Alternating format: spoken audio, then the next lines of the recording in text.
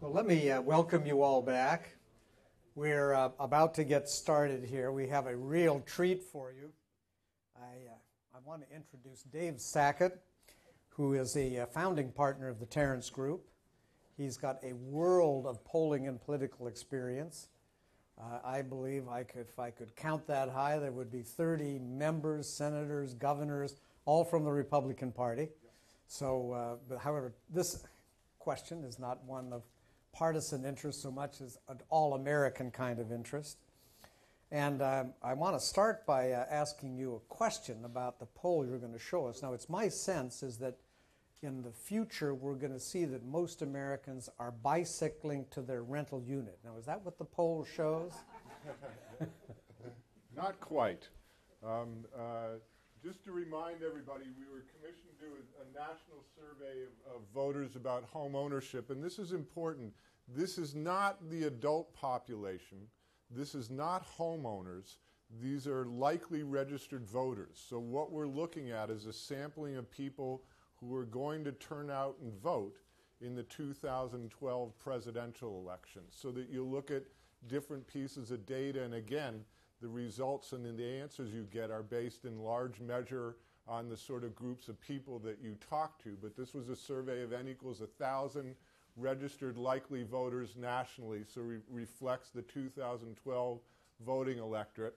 We were in the field the 13th through the 15th of this month, and we have a margin of error of plus or minus 3.1% on this data. Started out and asked the question, do you currently have or have you ever owned your own home, or have you always rented your place of residence? And again, voters, 72% of the electorate say that they currently own their own home. There are about 8% who say that they're past homeowners but don't currently own a home, and about 18% say that they're renters, and 2% live with their parents but don't want to admit it. No, And so we sort of look at patterns of home ownership, and not surprisingly, certainly rural voters and suburban voters, as defined by population density, are much more likely to be homeowners. Cut line really appears to be between the ages of 34 and 35, and there are obviously some behavioral demographics that all of us could predict: your age, your education level, your income level, those sorts of things. But when you look at the cut line between people who own a home and rent a home, this is what we typically call the parenting demographic. This is where you sort of lose your sense of I'm never going to be tied down with those little buggers and somehow end up having kids. And that tends to very much sort of change your perspective. Married voters, voters between the ages of $30,000 to $50,000, about 65% of them own their own home, and then about 92% of folks over $100,000. Here was the other thing that was interesting, and may have been sort of common sense for many of you, but for Katie and I, one of the interesting sort of non-demographic cut lines was the unemployment rate.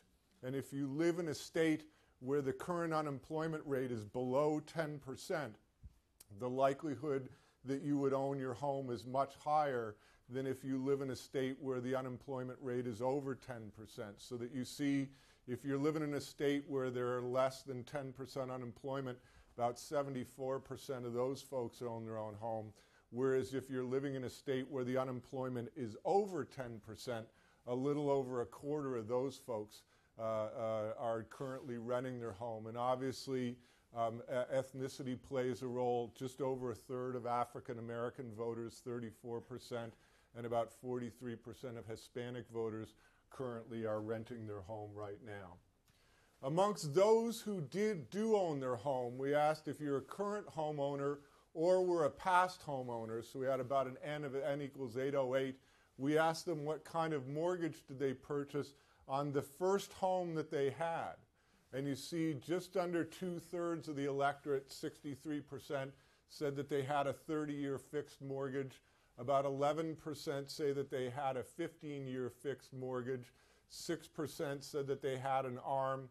There were about 8% who mentioned some other sort of loan option, a 20 or a 25-year loan or a VA or GI loan. About 7% said that they were unsure, and about 6% are related to Mark Zuckerberg or Bill Gates and didn't have any sort of mortgage at all on their home. But the 30-year fixed mortgage is very much and continues to be the dominant instrument. Do you currently have equity in your home that you live in now, or is your mortgage currently higher than the value of your home? And again, this was asked of current homeowners. 67%, or a little over 2/3, said, yes, I do have equity in my home. There are about 9% who believe that they're neutral or even. You have 1 in 10% saying that the mortgage is higher than the value of the home, and 14% said unsure, refuse, which means I'm upside down, but it's none of your business because I think you're probably working for Visa. And again, this would be a place where it would be important to understand the difference in the data between talking to voters and talking to 18-plus adults. And I don't know if any of you saw it. Rasmussen had done some work that they released a couple days ago that talked about whether or not you were right side up or upside down in your home. And in their data amongst 18-plus adults, they found a larger portion of the sample, I think it was sort of in the mid-20s, who said that they were upside down in their home. But again, one of the big differences between voters who much more attentive, participative parts of society than 18-plus adults overall.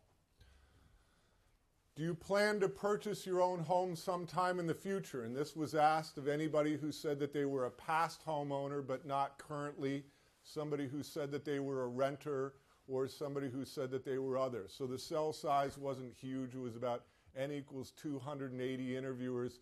Amongst those voters who do not currently own a home, 3/4 of them say, yes, I do intend to purchase a home sometime in the future, while only about 1 in 4, 23%, said that they don't have any plans.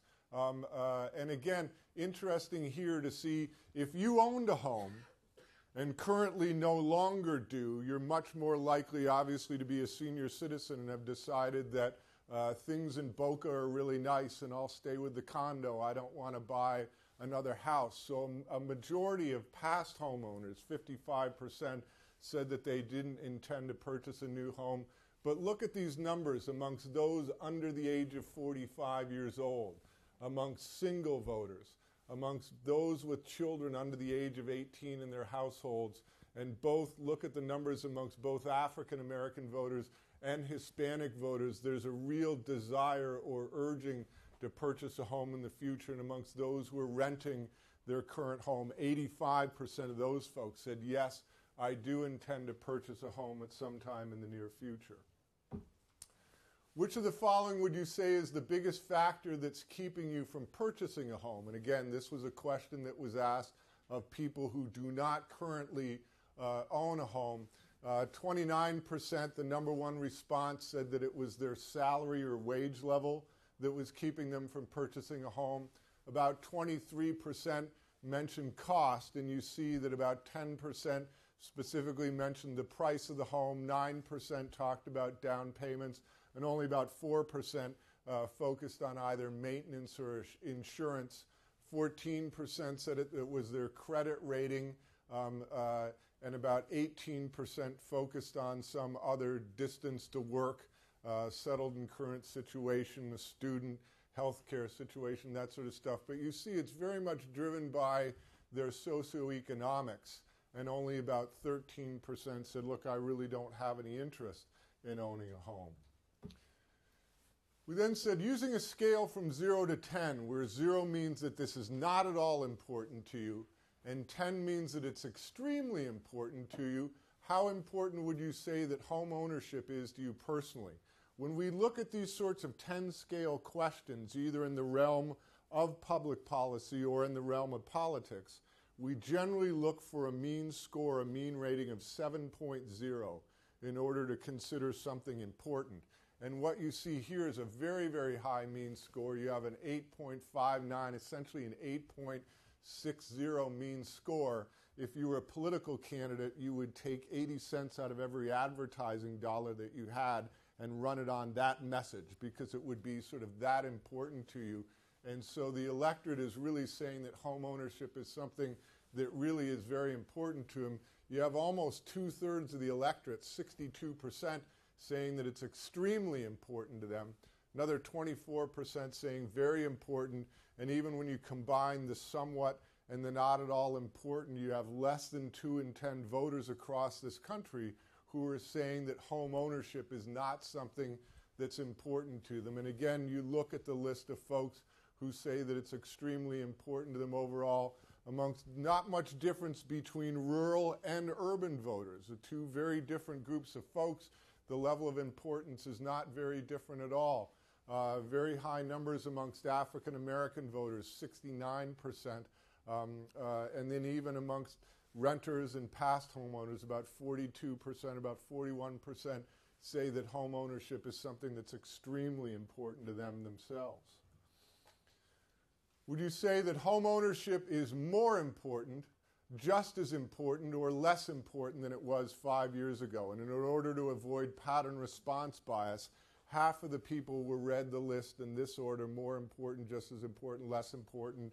The other half were read it in the reverse order. So we say, would home ownership is less important, just as important, or more important than it was 5 years ago? A third of the electorate, 33%, say that home ownership is more important today than it was 5 years ago. A majority of the electorate, 51%, said that home ownership is just as important today as it was 5 years ago. And you have only 12%, only about 1 in 10 voters across the country saying that they think that home ownership is sort of less important than it was 5 years ago. When you look at that small group, even amongst those people who have owned a home in the past and no longer own one, only about 20%, 21% are saying that it's less important. And so again, when you move from the realm of public policy to the realm of politics, rule number 1 is that truth is what people believe. The truth that the electorate is telling us is that home ownership is just as important or more important today than it was 5 years ago. Which of the following would you say is the most important reason why home ownership is more important or just as important as it was 5 years ago? And we took everybody who said that they thought that it was more important or just as important and asked them this question, read them this list of values, and you see that there's a fairly even split between the financial component and the personal component to it. Of the financial component, it's better financial choice than renting. The investment of the resale value, sort of the pride and financial importance of ownership, and then the tax breaks for the mortgage interest, about 45% identified that as the main reason. Better options for families, 19% said that was the most important reason.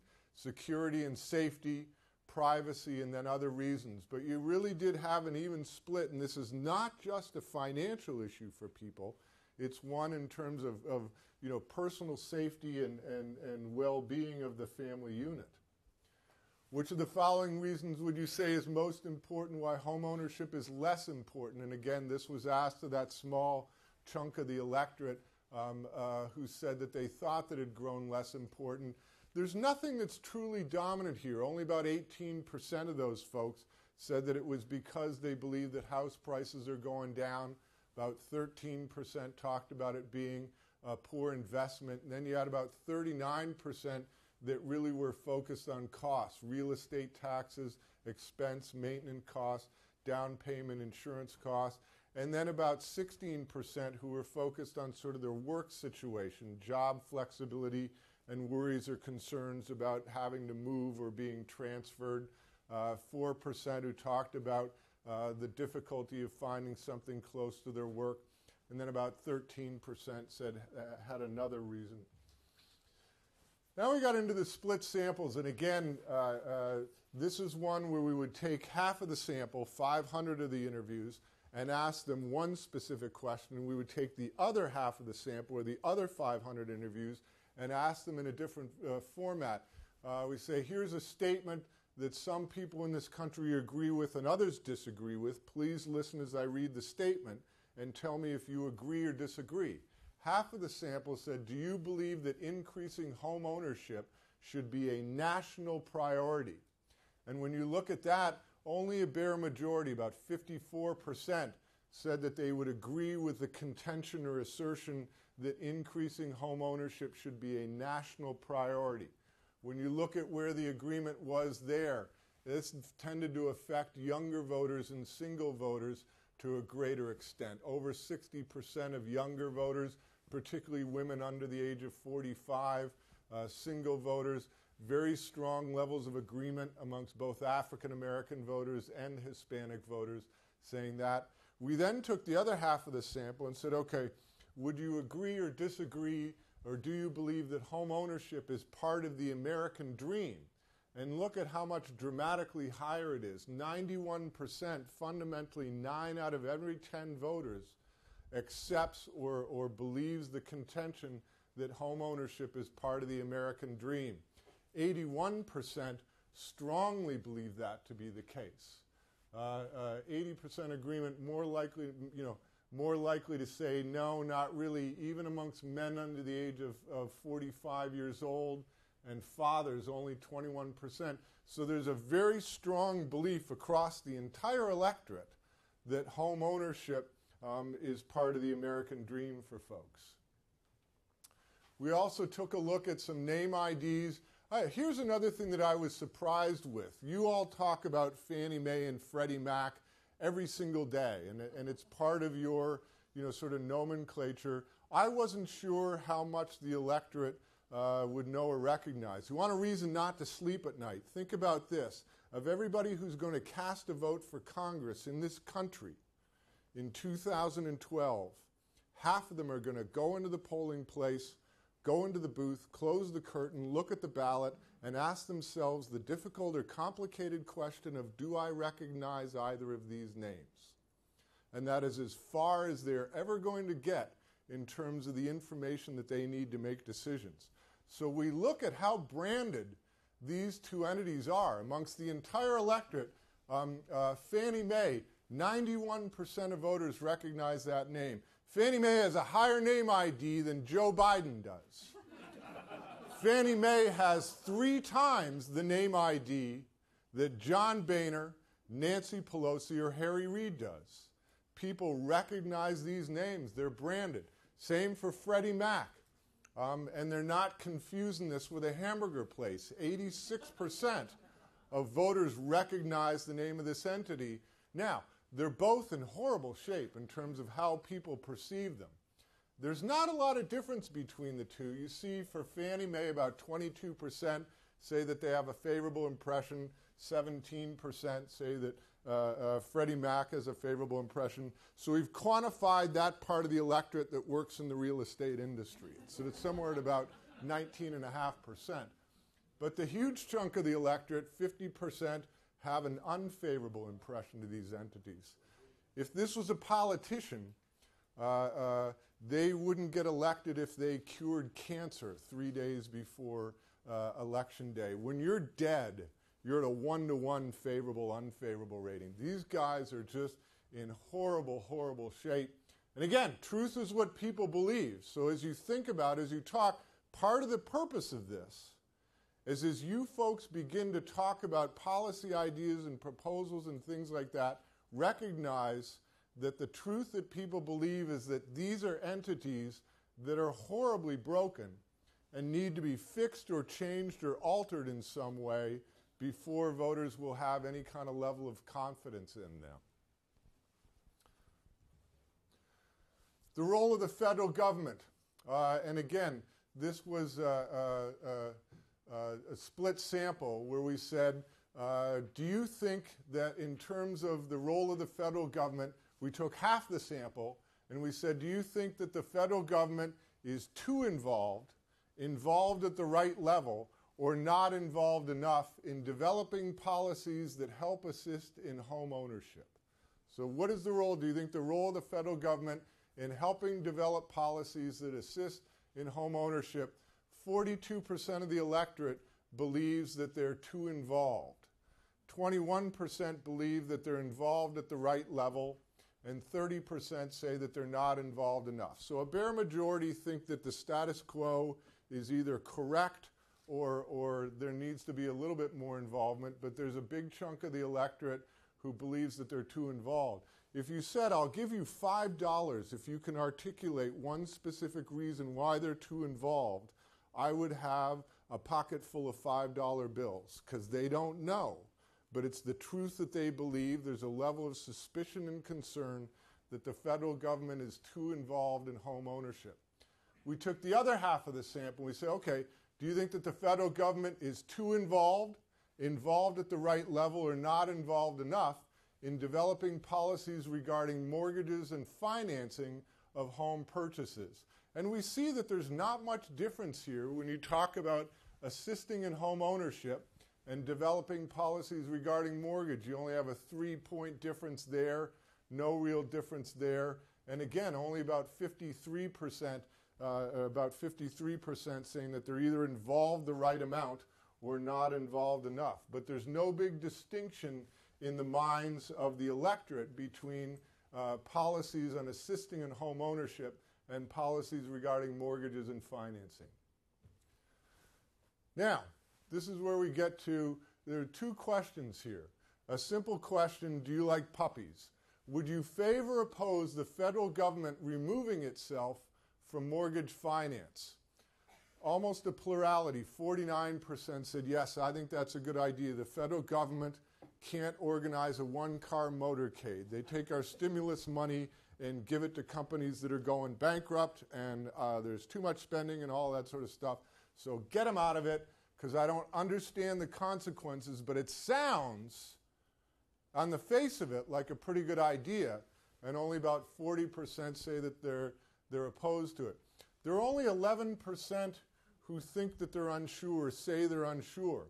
Truth is what people believe. There are very few people that understand in any way, shape, or form the consequences of what is being proposed in getting the federal government out of the mortgage finance business. But the electorate thinks that they know, or they think that they understand the questions or the implications that are involved in it. And so in terms of a process of educating people or helping them to understand the consequence, you have to recognize that you have to say, wait a minute, you don't really know or understand what's involved in that. Let me explain this to you a little bit. And then we followed up after this question and said, okay, as you may or may not know, the federal government is the only entity with the resources to be able to insure or guarantee loans for 30-year mortgages. If the federal government removed itself from mortgage finance, home buyers would not be able to get a 30-year mortgage and would only be able to get a 15-year mortgage or an ARM or adjustable rate mortgage, which would increase the cost of a home loan.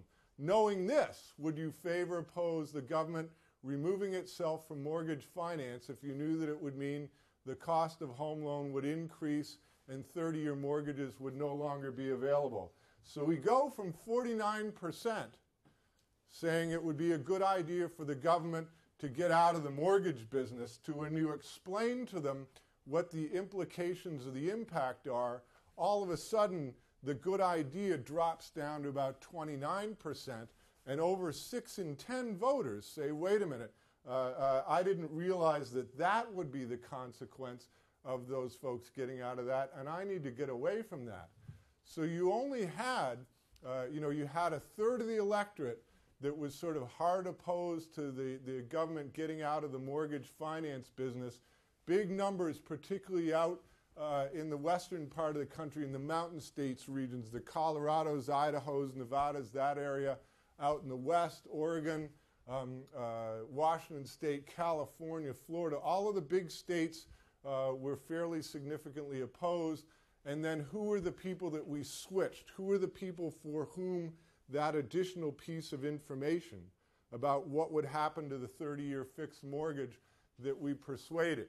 Women under the age of 45, working women, Hispanic voters, over a third of those folks, and people who make less than $50,000 a year. When we talk about things in political terms, we talk about the dragons. We talk about the unintended consequences. Nobody wants to raise their own taxes. Nobody wants to spend more money and take things away from other things that are important to them, unless or until they understand that the consequences of not doing so create a situation that is more financially uncomfortable for them. And so all of a sudden when it's proposed, or when the idea or notion is that if the federal government gets out, there will not be any 30-year fixed mortgages anymore. And you remember from the beginning of this data how strong the reliance was on the 30-year mortgages. All of a sudden people say, okay, well now I'm framing this in a very different light. And that's sort of the body of the data. And I don't know if folks have questions or just want to, I mean, I know I'm eye candy, but that's right. Shortly, but please, we have time for a couple of questions. Sure. Can we get that electronically? Yeah, you guys own it. We're Yeah, actually webcasting it, and we will. Pardon me? It's on the Wilson Center website. Oh, okay. Great. So that's wilsoncenter.org. Great. Okay. Well. Or do we have a question? Oh, sure. I'm sorry. Yeah. I was surprised that the mortgage interest deduction was only 4%. Do you know, have any sense of why it was so low? Which question was that? There. Oh, right there. Oh. Why the tax break for interest was so relatively unimportant. Well, not relatively unimportant. You say to you, okay, here are 5 issues. Your kid passing grade 3, the car not breaking down on the way home, your husband, making it back safely from his business trip. All of those things are important. And if I asked you each one of those individually and said on a scale from 0 to 10, how important is that to you? And particularly for younger voters, they would talk about the tax break from the mortgage interest, but when you're sort of forced to choose what is the kind of driving factor for you, what people sort of recognize as sort of the longer term that home ownership really is a better financial choice, and they hear so much in advertising and things like that about making an investment in your future and building equity in your home, and frankly, we can blame Henry Winkler and all those other Nazis that are selling those reverse mortgages to sort of help inculcate people on sort of the value of home ownership and equity in the home and things like that. So this is not to look and say that the numbers that are small are not important. It's just it's sort of top of mind. What's sort of the first thing, what's right at the front of your brain in terms of where the value comes. Yeah. There's a gentleman right over there. Yeah. Yeah, I just wanted to say, I think the... Could you introduce yourself, please? I'm sorry, my name is Michael Strauss. I'm with the National Association of Home Builders. Sure. And this polling is a lot of this is similar to other polls I wanted to say on the importance of home ownership. The TD Bank survey that just came out, it said 84% of renters wanted to buy a home. NAHB had their own survey earlier this year, which had similar results. 68% of those renting said it was a goal of theirs to own a home. And the NAHB survey, which differed a little bit on this one, on the policy, showed that 66% of voters believed it was appropriate and reasonable for the federal government to help home buyers afford long-term mortgages, and 75% believed it was appropriate to provide tax incentives that promote home ownership. Yeah, and I would make the argument that those numbers are no different than the data that we're presenting to you here. And the point I would make is that, when you say to somebody, oh gosh, I've mucked this up. When you say to somebody, do you think that the federal government should get out of the mortgage finance business, without any understanding of the consequences, a plurality of people say yes. When you get closer to the sort of question that they were asked and said, okay, do you think that the federal government should get out of this business if you knew that the 30-year mortgage would disappear? 62% say no. That's not a very different number than the one you just cited. Yeah. Dave, if you had a chance to ask 2 more questions, what would they be? I think the 2 more questions that I would ask would be, they would be sort of open-ended questions where you don't sort of give a response, but where you say, okay, now being as specific as you can, please explain something to me. I would want to go to folks under the age of 45 and say, tell me what is the one thing, the most important thing that needs to occur for you to take your desire to purchase a home and turn it into a plan of action to purchase a home. Because I think we would find some very interesting language and syntax that people use. And we can all sit here and predict as an intellectual construct what the categories would be, but I'd love to hear the language that gets used. And if you'd alluded to some of the work that the realtors do and home builders do and that sort of stuff. Those folks are all very good. They do a lot of qualitative and focus group research to help kind of frame those issues. And then the other question that I would love to have asked would be to take these people who say yes, that the federal government should remove itself from mortgage finance, and ask them a question and say, what's the most important reason why you think that they should remove themselves? Because again, they clearly don't understand the consequences of their action. I'd love to know what that impediment is, or what is sort of the truth that they believe or the falsehood that they believe that allows them to sort of come to that point. We have time for those two last questions, and while we're getting the mic there, I neglected to introduce Katie Handel, to whom we are in great debt for having done a lot of analysis, detailed analysis of the poll that adds to the richness to it. Yeah, I had one further question that I think could really and introduce you. We know who you are, but introduce Carrie yourself. Vandell from University Thank of you, California. Carrie. Sure.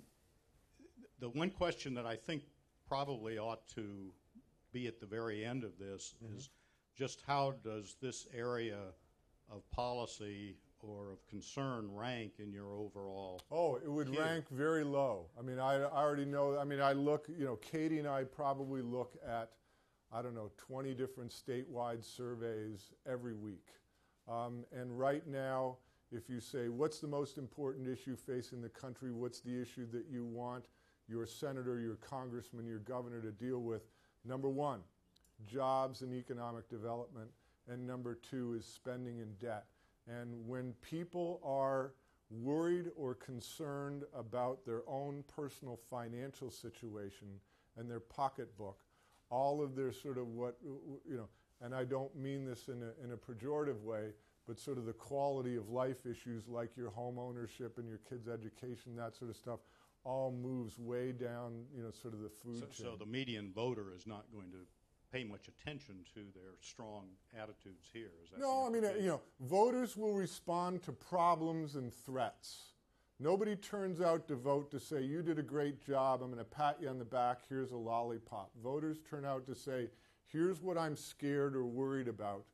This is America. In America, everything is somebody's fault. So we spend 83% of our intellectual time trying to figure out who's to blame and 17% on the solution. And so the way that you would motivate the electorate or a candidate or a member would do it, say, look, if the federal, everybody talks about getting Fannie Mae and Freddie Mac and the federal government out of the mortgage business. If they do that, say goodbye to the 30-year fixed mortgage, and your kids and your grandchildren and your neighbors and your friends aren't going to be able to get a mortgage to buy a home.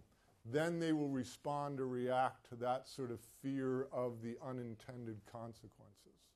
It's the only way that you ever get anybody to pass a sales tax increase. It's not, do this because it's good for people you don't like. It's pass this or you're going to get cancer and die. Let's make this the last question. Yeah, last question. Chris Russell with Congressman Scott Garrett. So I'd be interested, just another potential question to ask, maybe ask those opposed. They say, would you be willing to pay higher taxes to pay for the next bailout or the increased cost of socializing mortgage credit risk across the American economy? And you know as well as I do that everybody would say, heck no. Nobody's willing to pay for something that is not of a direct benefit to them and their family personally.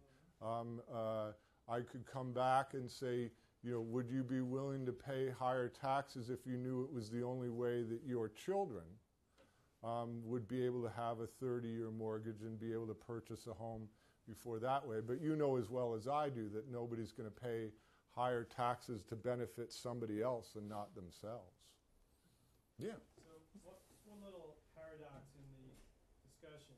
You're saying this issue is way down the voters' mind. Why is there 90% name recognition with Fannie Mae? Oh, because Fannie Mae and Freddie Mac have been in the news. I mean, we're in the news during the whole home foreclosure crisis. They were the Kim and Khloe Kardashian of the debate. And so they were names that were sort of easy to recognize. There was lots of press about it. And there was enough repetitions over time that those names sort of penetrated with people. Yeah. I think we'll have to make that the last question. Thank you very much. We appreciate the opportunity. Thank you. Terrific. Thanks. I think Dave has reassured us that whatever the state of the economy, the American dream is alive and well.